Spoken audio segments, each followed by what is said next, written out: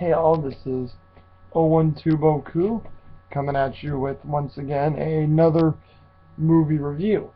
And today, since last time I did Young Indiana Jones Treasure of the Peacock's Eye, which as you know is sort of a precursor to all the other films, of course there's tons more of the Young Indiana Jones films, I figured I'd start off with the actual trilogy collection itself. Now, I go in a number of the years in chronological order. I know it was Raiders first and then it was Temple of Doom, but I'm going by the years that they had the plot of these movies done. So I'm starting off with,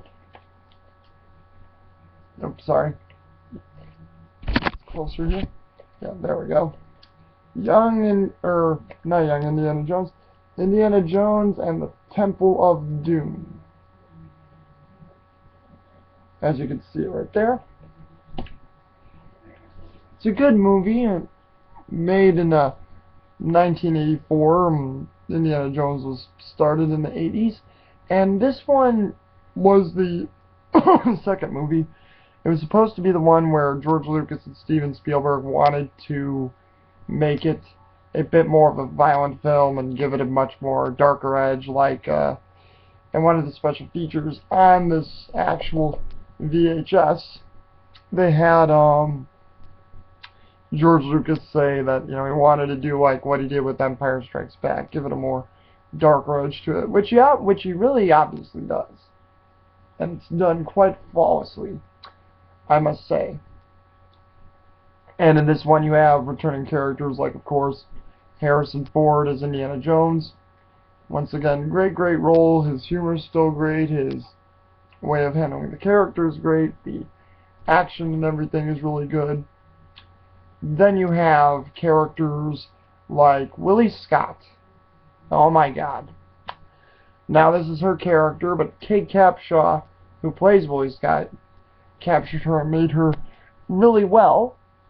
And in this one you have Kate Capshaw just playing Willie Scott as this annoying prima donna character who gets caught up in this adventure with Indiana Jones just by pure accident. At the beginning, she's with Indiana Jones in a nightclub where she's with a Chinese gangster named Lao She, and she ends up somehow with Indiana Jones through a certain scuffle, and she does not want to be with him at all. She's not an adventurous type. She's pretty much a whiner, and her scream is the most annoying throughout the entire film, but once again, that is how Willie Scott as her character is. So, entertaining in a way, but really, yeah, an annoying character. Quite annoying. And then there's also a new sidekick character that's introduced in Temple of Doom, and that is, Short Round, played by Ke Huy Quan, which, if you guys see this movie and have not seen it, or if you have seen it, you probably know that Ke Huy Quan is the kid who plays Short Round in this, is the same kid who is in the Goonies. He's one of the Goonies group. And he does a really good job as Short Round. He's a very fun, lively kid, and he really brings out this charm. He can be a good sidekick to Indiana Jones, even though this is just a kid. And I think Temple of Doom was his first movie. I believe The Goonies came later, which I think was 1 or 2 years later after this film. But still, Ke Huy Quan does a good job. And then there's, let's see.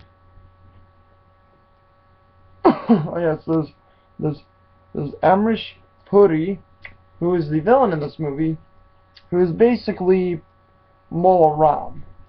Because in this movie, there's a leader who is a part of a tribe, and he is a part of something called the Thuggee Cult. Which, to get into this character, I have to explain a bit of the backstory of the movie. And basically, there's these villages in India who have these sacred stones that they believe protect their village. And these soldiers from this evil palace, which is called Pankot Palace actually, steals these stones from the village, and they force also their children, which they kidnapped, to work in these tunnels looking for these other Shankara stones. And these Shankara stones possess a type of sacred power that this army want. And this army is actually an old tribe of the Tuggies, which butchered people, did mean things, and also worshipped a god named Kali with human sacrifices. And Amrish Puri plays the leader of the Tuggy cult, whose character is Mola Ram, and Mola Ram wants to use these Shankara stones to lead the Tuggies to ultimate power and basically rule the world. And Amrish Puri plays Mola Ram to absolute perfection. He really gives this guy a crazed type of way being played. He definitely plays him as ultimately crazy, ultimately just out there and insane, and he'll do anything to get these stones, and he'll do anything by any means to make his clan or even himself more powerful. So he's really, really played well, and Amrish Puri really just does an amazing, amazing job as Mola Ram. So it's very interesting to see what he can do. And overall, this movie, Indiana Jones and the Temple of Doom, it's a good one. I like it. It's very entertaining, full of action. The story with the Shankara stones and the Tuggy cult and all this in the underwater, well, not underwater, but caverns and the evil palace of Pankot is very interesting, and it's just great, action, great settings, and just great characterization. And also, in each three of these movies, they feature something like a certain animal or certain thing that causes a problem for our heroes.